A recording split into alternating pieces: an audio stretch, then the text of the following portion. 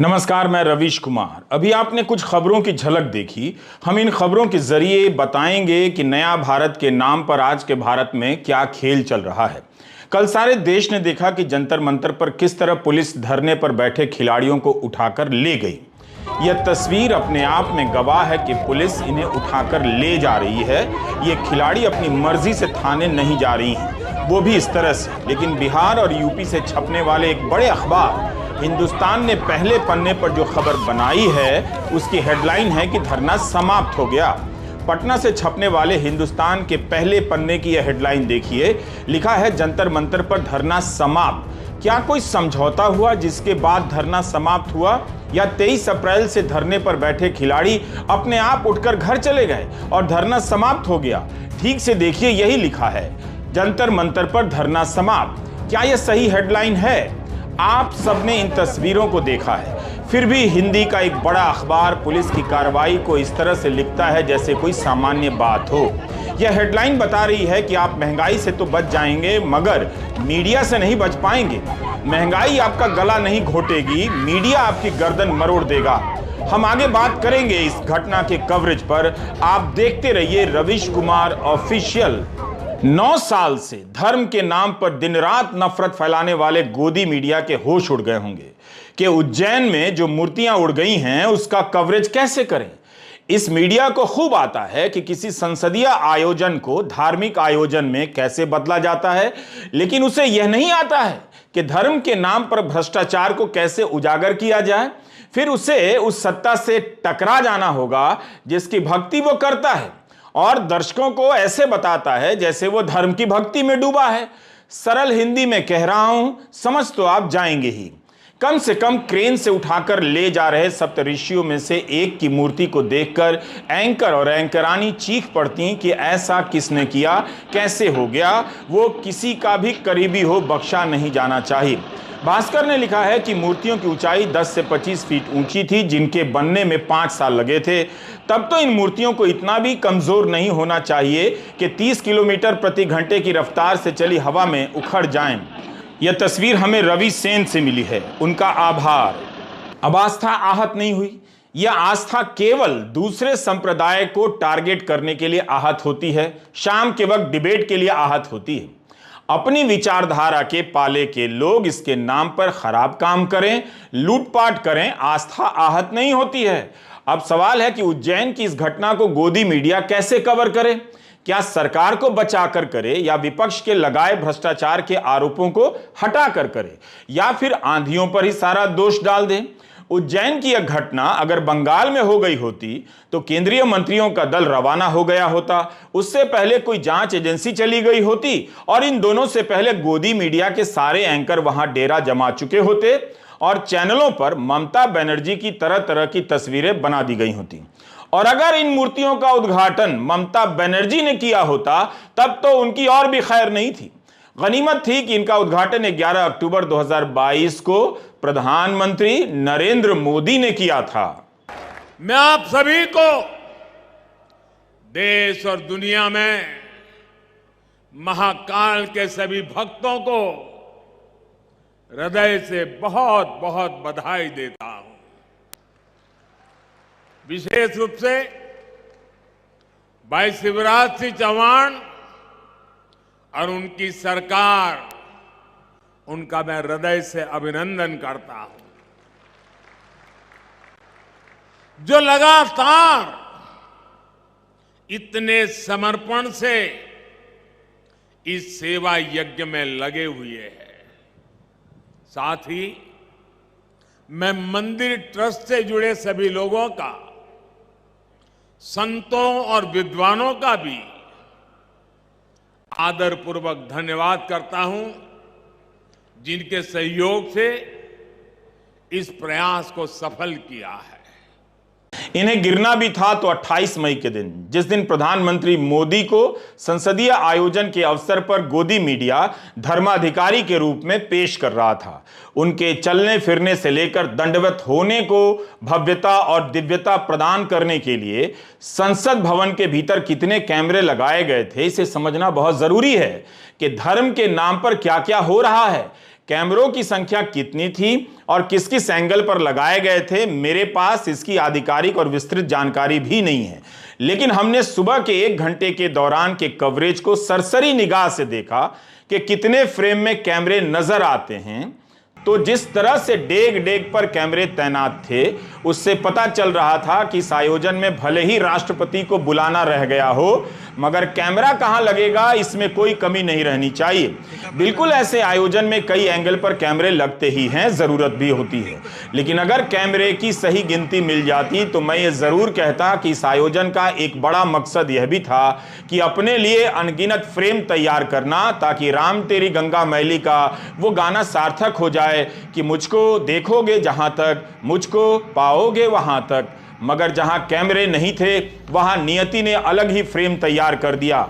भास्कर ने लिखा है कि 30 किलोमीटर प्रति घंटे की रफ्तार से हवा चली और 6 मूर्तियां गिर गईं। ये सभी खंडित मूर्तियां बता रही हैं कि धर्म के नाम पर राजनीति केवल अधर्म पैदा करती है और धर्म के नाम पर व्यापार हमेशा धर्म के अनुसार नहीं होता है। क्योंकि जिस वक्त मूर्तियों का उद्घाटन हुआ तभी कांग्रेस के विधायक महेश परमार ने लोकायुक्त संगठन के पास और विधानसभा में कांग्रेस के नेता गोविंद सिंह ने इसमें भारी भ्रष्टाचार के आरोप लगाए थे रिकॉर्ड पर।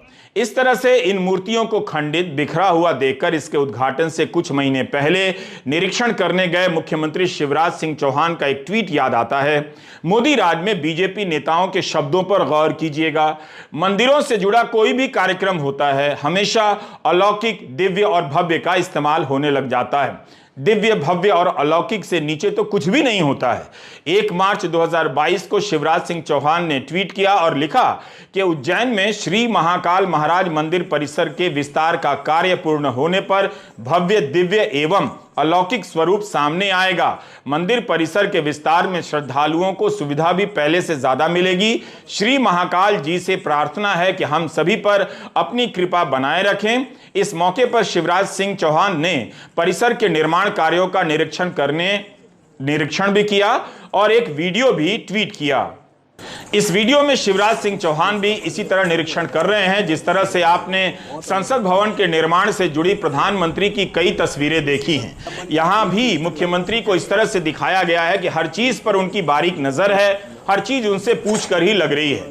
वे निर्माण से जुड़ी कंपनी को कितना कुछ बता रहे हैं, उंगलियां उठाकर दिखा रहे हैं, बल्कि एक जगह वे खंबे को उंगलियों से ठोक कर बता भी रहे हैं कि सारे काम पत्थर के होने चाहिए। फेंसिंग है उनको सबको करें, ये सबके सब आते हैं, हो जाती है।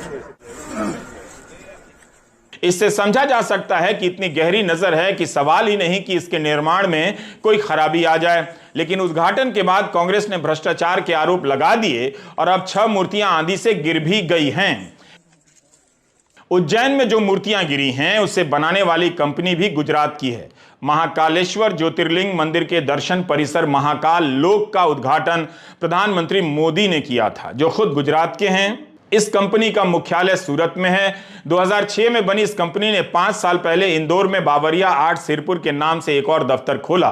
कंपनी की साइट से पता चलता है कि कई जगहों पर इसके दफ्तर हैं। कंपनी ने लिखा है कि उसका कोई भी काम अधूरा नहीं रहता और ना ही उसके खिलाफ कोई मुकदमे हैं। इसका जिक्र जरूर किया गया है कि इस प्रोजेक्ट का उद्घाटन प्रधानमंत्री मोदी ने किया था। 6 मूर्तियां गिर गईं, खंडित हो गईं। दैनिक भास्कर ने लिखा है कि कंपनी ने इन मूर्तियों पर 100 साल की गारंटी दी थी। अब कंपनी नई मूर्तियां बनाकर देगी। लेकिन दैनिक भास्कर में उज्जैन के कलेक्टर कुमार पुरुषोत्तम का बयान छपा है कि लाल पठार और फाइबर रेनफोर्स प्लास्टिक से बनी इन मूर्तियों की लाइफ 10 साल है, या जिस मटेरियल से बनी है उसी से बनाकर लगाई जाएंगी।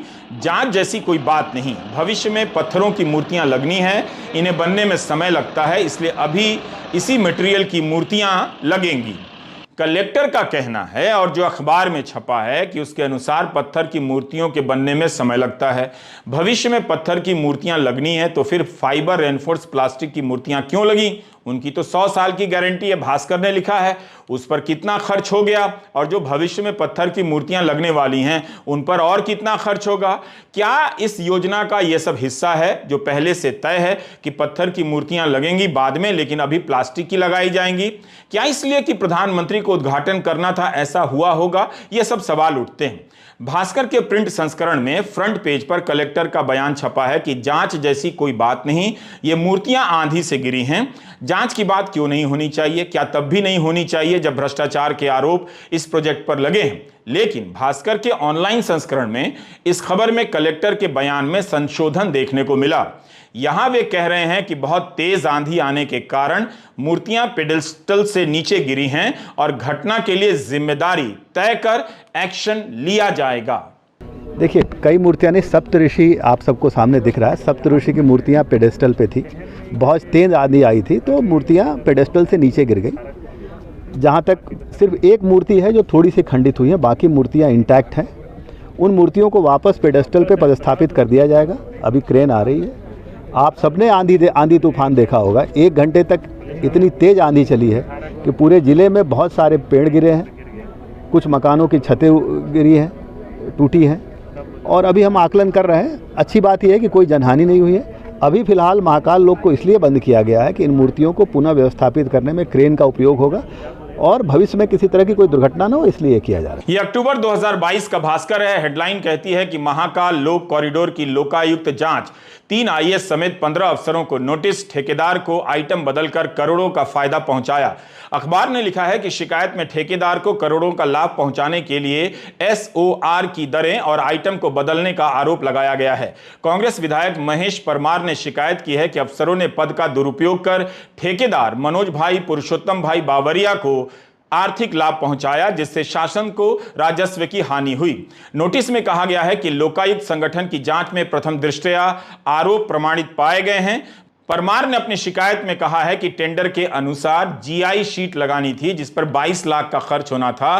ठेकेदार ने इसकी जगह पॉलीकार्बोनेट की शीट लगा दी या अतिरिक्त आइटम जोड़ा गया। पॉलीकार्बोनेट शीट का एसओआर दर 3105 रुपए प्रति वर्ग मीटर है, जबकि बाजार दर 808 रुपया प्रति वर्ग मीटर है। इस प्रकार ठेकेदार को 91 लाख का अनुचित फायदा मिला होगा। लोकायुक्त के नोटिस में 3 IAS, Ujjain collector, smart city limited के अध्यक्ष आशीष सिंह, उज्जैन स्मार्ट सिटी के तत्कालीन कार्यपालक निदेशक क्षितिज सिंघल और तत्कालीन नगर निगम आयुक्त अंशुल गुप्ता के नाम हैं। प्रेस के साथियों को सादर प्रणाम।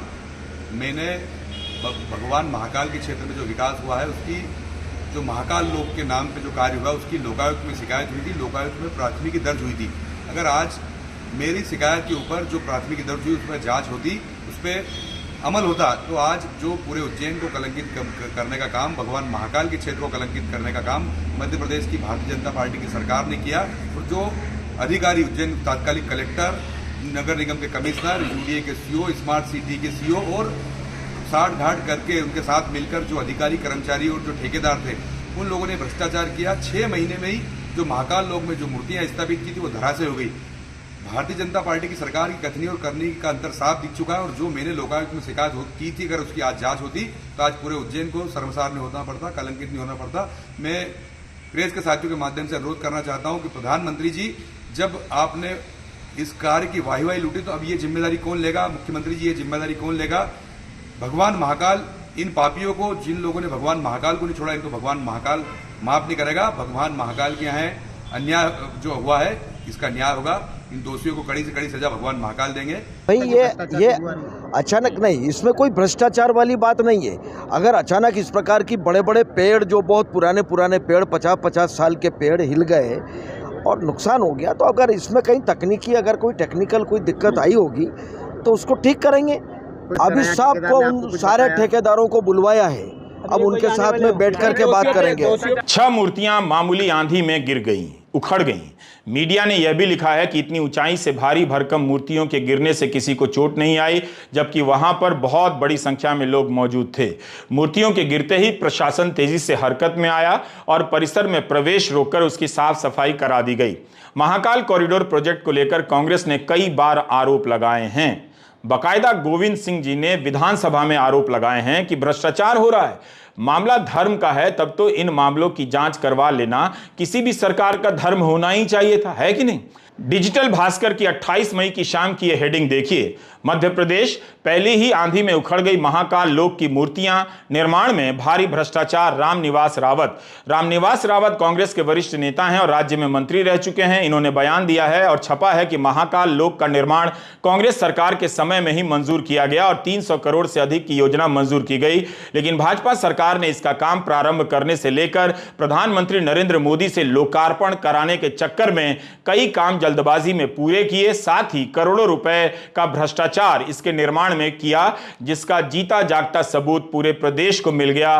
पहली आंधी और बारिश में ही महाकाल लोक के निर्माण में हुए भ्रष्टाचार की पोल खुल गई। धर्म के नाम पर भ्रष्टाचार करती है भाजपा, मंदिरों को भी नहीं छोड़ रही, कांग्रेस नेता का आरोप है। इंडियन एक्सप्रेस ने लिखा है कि महाकाल कॉरिडोर 800 करोड़ का प्रोजेक्ट है, काशी विश्वनाथ कॉरिडोर से 4 गुना बड़ा है। 3 दिन पहले खबर आई कि महाकाल का दर्शन सबसे महंगा है। महंगाई ने राशन को जनता से दूर कर दिया, तभी तो सरकार को मुफ्त राशन देना पड़ा। अब तो महाकाल के दर्शन को भी महंगा कर दिया जा रहा है। धर्म के नाम पर उद्घाटन का सिनेमा दिखाया जा रहा है। दरअसल यह सिनेमा इसलिए दिखाया जा रहा है ताकि आपके जीवन के साथ क्या हो रहा है वो फिल्म आपको नजर ना आए। भास्कर की इस एक्सक्लूसिव खबर की हेडलाइन देखिए। महाकाल का दर्शन सबसे महंगा, केवल 4 दिन 12 से 4 बजे तक फ्री में दर्शन। इस खबर के अनुसार सुबह 7:30 बजे से दोपहर 12 बजे और शाम 6 बजे से 8 बजे तक दर्शन के लिए 750 रुपए फीस तय की गई है। भस्म आरती की ऑनलाइन बुकिंग कराने के लिए प्रति व्यक्ति 200 रुपए तय है। यहां वीआईपी दर्शन के लिए अलग से फीस तय की गई है। किस दर्शन का कितना पैसा लगेगा यह मंदिर ट्रस्ट तय करता है। इस रिपोर्ट में सभी ज्योतिर्लिंगों के दर्शन के रेट की तुलना की गई है। लिखा है कि उज्जैन महाकाल मंदिर ट्रस्ट ने सप्ताह के 4 दिन मंगलवार से शुक्रवार तक दोपहर 12 से 4 बजे तक गर्भगृह से निःशुल्क दर्शन कराने की व्यवस्था की है। महाकाल मंदिर में दर्शन व्यवस्था से करोड़ों रुपए की आय मंदिर समिति को होती है। अप्रैल माह में गर्भगृह में प्रवेश, भस्म आरती अनुमति से और शीघ्र दर्शन से 10 करोड़ 44 लाख रुपए की आय मंदिर समिति को हुई। महाकाल मंदिर में श्री महाकाल महालोक बनने के बाद से लगातार दर्शनार्थियों की संख्या बढ़ती जा रही है। मंदिर समिति गर्भगृह दर्शन के लिए 750 रुपए, शीघ्र दर्शन के लिए 250 और भस्म आरती ऑनलाइन के लिए 200 रुपए प्रति व्यक्ति लेती है। महाकाल मंदिर की धर्मशाला से भी आय होती है। इन सब में दान से आने वाली राशि अलग है। इस तरह की खबरें छपती हैं तो कुछ लोग वायरल कराने लग जाते हैं, जबकि इस पर बाकायदा बहस होनी चाहिए कि क्या इतनी फीस होनी चाहिए थी। अगर इतनी फीस है तब भी मंदिर ट्रस्ट ही इस पैसे से परिसर का विकास क्यों नहीं करता। जनता के पैसे से अगर 400-800 करोड़ रुपए का विकास कार्य हो रहा है तब फीस क्यों लगनी चाहिए। फिर सरकार फीस ले, सरकार ही ले। यह तो सोचने का सवाल है कि एक कॉम्प्लेक्स बनाकर क्या तीर्थ स्थलों को मॉल में बदला जा रहा है, जहां जाने के टिकट लगेंगे, जिसकी आध्यात्मिकता को भव्य और दिव्य बनाने के नाम पर मॉल की तरह बदल दिया जा रहा है। बहरहाल उज्जैन की इन खंडित मूर्तियों से कई सवाल निकल रहे हैं जिन्हें दबाने का अधर्म गोदी मीडिया करेगा ही। यह वो तस्वीर है जिससे यह अपने आप विकास की योजनाओं के भीतर के राज बाहर आ जाते हैं। 2019 के बाद मंदिर परिसरों और रेलवे स्टेशन के निर्माण से मोदी सरकार विकास का फोटो दिखाना चाहती है ताकि यहां आने वाली लाखों की जनता को लगे कि कितना कुछ हो रहा है। जीवन बदलने के लिए, जीवन को सरल बनाने के लिए जो होना चाहिए वो नहीं हो दिखता है। जिसके पास पैसा है और जिसे लोन मिल सकता है वो किसी तरह अपने बच्चे को पढ़ाने के लिए विदेश भेज रहा है। जिसे बाहर के किसी देश में नौकरी मिल रही है वो किसी तरह यह देश छोड़ देना चाहता है। विकास की तस्वीर देखनी है तो किसी भी अस्पताल के बाहर कतार में लगे गरीबों का हाल दिखाइए। ये खंडित मूर्तियों को देखकर एक सवाल यही पूछ लीजिए कि इनके निर्माण पर करोड़ों रुपए खर्च करने से क्या अच्छा नहीं होता कि गरीबों के इलाज का बिल चुका दिया जाता। जंतर मंतर पर जो हुआ उसके बारे में हिंदी के कुछ अखबारों की रिपोर्टिंग निकालकर देखिए। हमने शुरू में बताया कि पुलिस प्रदर्शनकारियों को उठाकर ले गई, लेकिन हिंदुस्तान अखबार ने लिख दिया कि धरना समाप्त हो गया। यह जागरण अखबार की हेडलाइन है, जंतर मंतर से हटा अखाड़ा। इस हेडलाइन में महिला खिलाड़ियों के घसीटे जाने, धरना स्थल को उजाड़े जाने पर कोई टिप्पणी नहीं है। खबर के भीतर हो सकती है। अखबार की अपनी आज़ादी है कि कैसे भी हेडलाइन लिखे, लेकिन उसे देखने की आज़ादी हम पाठकों को भी तो है। ऐसा लगता है कि बहुत राहत का काम हो गया, जंतर मंतर से हटा अखाड़ा। यही नहीं, भीतर के पेज पर लिखा है कि चाक चौबंद सुरक्षा से समारोह में बाधा नहीं डाल पाए प्रदर्शनकारी। इस वाक्य को साधारण पाठक कैसे समझे? लेकिन यह हेडलाइन बता रही है कि हमारी पत्रकारिता का बड़ा हिस्सा अब राज्य की कार्रवाई को, पुलिस की कार्रवाई को राज्य के हिसाब से देखता है, जनता के हिसाब से नहीं। दैनिक भास्कर की यह हेडलाइन जागरण और हिंदुस्तान से अलग है, जबकि घटना एक ही है। दैनिक भास्कर लिखता है खेल रत्न जमीन पर, जिद आसमान पर। इतना भी काफी है बताने के लिए कि इस देश में क्या हो रहा है, किसकी जिद आसमान पर है। मीडिया रिपोर्ट में अलग अलग जगहों पर अलग अलग बातें हैं एक ही घटना को लेकर। एक अखबार ने लिखा है कि बजरंग पूनिया और साक्षी मलिक समेत 109 लोगों पर एफआईआर हुई है। इन मामलों में 7 साल तक की जेल की सजा हो सकती है। भारत की शान बढ़ाने वाले इन खिलाड़ियों पर 7 साल की सजा वाली धारा तुरंत लग जाती है, मगर एक सांसद के खिलाफ एफआईआर करने के लिए उन्हें धरने पर बैठना पड़ता है और सुप्रीम कोर्ट जाना पड़ता है। यही नया भारत है। धर्म का चोला पहनकर चुने हुए नेता नाटक कर रहे हैं ताकि आप उन्हें नेता समझकर सवाल ना करें, देवता समझकर पूजा करने लग जाएं। इससे पहले कि आपकी ऐसी दुर्गति हो जाए, आप इंसान को देवता समझने लग जाएं, इन सवालों को जनता और नेता की तरह देखना शुरू कर दीजिए। देखिए कि इन खिलाड़ियों के साथ यहां क्या हो रहा है। बीजेपी के सांसद के खिलाफ आवाज उठाने की यह सजा है और अखबार की हेडलाइन में इस पर आलोचनात्मक टिप्पणी तक नहीं होती। उल्टा दिल्ली पुलिस ने पहलवानों के खिलाफ दंगा करने, गैर कानूनी जमावड़ा करने, ड्यूटी के दौरान पुलिस के काम में बाधा डालने के आरोप में एफआईआर दर्ज की गई है संसद मार्ग थाने में। अब ये खिलाड़ी से दंगाई भी बना दिए जाएंगे कुछ दिनों में गोदी मीडिया के द्वारा। आज दुर्भाग्य से कहना पड़ रहा है कि शांतिपूर्ण लोकतांत्रिक अधिकारों के तहत जो आंदोलन चल रहा था, उस आंदोलन में साक्षी मलिक अंतर्राष्ट्रीय पदक जीत के देश का नाम रोशन करने वाली बेटी। मैं एक बार सब भारतवासियों को सबको कहूंगी, आंख बंद करिए और वो नजारा दोबारा से याद करिए जब साक्षी मलिक पहलवानी के अखाड़े में पटकनियां दे रही थी और यहां पर गर्व सीना जो है वो चौड़ा हो रहा था और तालियां बजा रहे थे, देश का गर्व से सीना चौड़ा हो रहा था। और जब साक्षी मलिक ने वो पदक जीता, याद करिए वो ध्वज ऊपर जा रहा है और साक्षी मलिक की आंखों से खुशी के आंसू बह रहे हैं और हम सब गौरवान्वित हो रहे थे। आज वही साक्षी मलिक कल सड़कों पर दिल्ली पुलिस द्वारा घसीटी गई। वो दृश्य है कल के, और घसीटी नहीं गई, सुनिएगा। दंगे के तहत, दंगे के आरोपों में उन पर एफआईआर 7 घंटे नहीं लगे, एफआईआर हो गई। किसी सुप्रीम कोर्ट को नहीं आना पड़ा बीच में, कोई गृह मंत्री, प्रधानमंत्री, सब 2 मिनट में। और एफआईआर 147, 149, 186, 188, 332, 353, पता नहीं कितनी धाराओं में हमारे अंतरराष्ट्रीय, हमारी बेटियां, हमारा गर्व, उन पे एफआईआर दर्ज हो चुकी हैं। जिसे जेल में होना चाहिए था वो संसद भवन में बैठा था, और जिन्हें संसद भवन के उस परिसर में मेहमान के तौर पर जाकर बैठना चाहिए था, वो कल हिरासत में उनको रखा गया सारा दिन। और आज उनका लोकतांत्रिक अधिकार भी छीन लिया गया। वो जंतर मंतर पिछले 35 दिनों से जिस जगह पे बैठे थे, उस जगह पर बैठने का उनका अधिकार लोकतांत्रिक तरीकों से, उस अधिकार को भी छीनने का काम इस देश की तानाशाह सरकार कर रही है।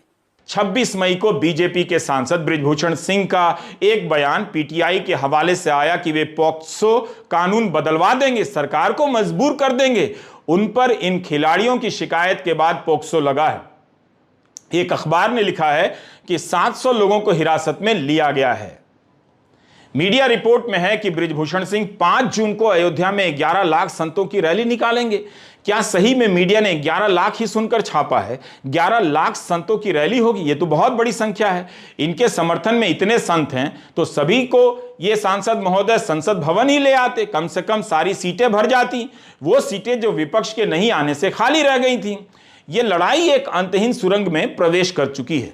जंतर मंतर से महिला खिलाड़ियों को हटाने के अगले दिन दिल्ली सामान्य है, लेकिन यह कहना कि देश की जनता उदासीन है, ठीक नहीं। सोशल मीडिया पर ही लाखों लोगों की प्रतिक्रियाएं आ रही हैं, लोग निंदा कर रहे हैं। वे सभी महिला खिलाड़ियों के साथ हुए पुलिसिया बर्ताव से चिंतित हैं। 28 मई का दिन इतिहास में उस तरह से दर्ज नहीं होगा जिस तरह से प्रधानमंत्री मोदी चाहते हैं। इतिहास उन्हें केवल वीडियो में चलते फिरते देखेगा, आते जाते देखेगा। जब इतिहास लिखा जाता है तब केवल वीडियो नहीं देखा जाता है, समझा भी जाता है और भी तथ्य देखे जाते हैं और अन्य चीजों को भी संदर्भों में लिया जाता है। 28 मई का दिन कम से कम उस तरह से ऐतिहासिक तो नहीं रहा कि एक तरफ संसद की इमारत का उद्घाटन हो रहा हो और दूसरी तरफ ओलंपिक में दूसरों को पटकनी देने वाली लड़कियों को घसीटा जा रहा हो। क्या यह इतिहास है? शाम का इतिहास सुबह के विवादित इतिहास पर भारी पड़ गया। अब 28 मई के पास इमारत के अलावा कुछ नहीं बचा है। उसकी आभा जंतर मंतर पर कुचल दी गई है। नमस्कार, मैं रविश कुमार।